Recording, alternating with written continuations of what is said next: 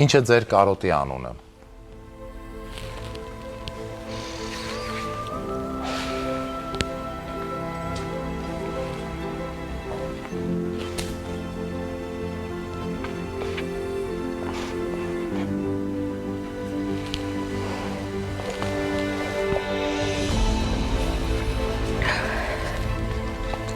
Կներեք, իմ կարոտը ունի մի անուն։ Եվ այդ անունը Մհեր։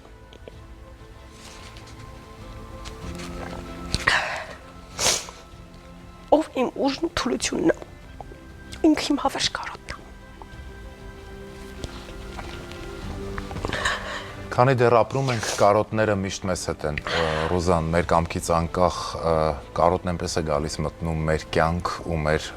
ներսը փոթորկում է։ Մեզ մնում է պարզապես ուժեղ լինել ու ապրելով կարոտով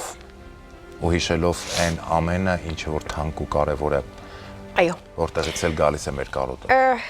Ես նորից եմ ասում, իմ կարոտի անունը Մհեր է։ Նա իմ ուժն ու թուլությունն է։ Իմ չէ, իմ ամբողջ ընտանիքի եւ իմ ամբողջ ընտանիքին ապրեցնողն է։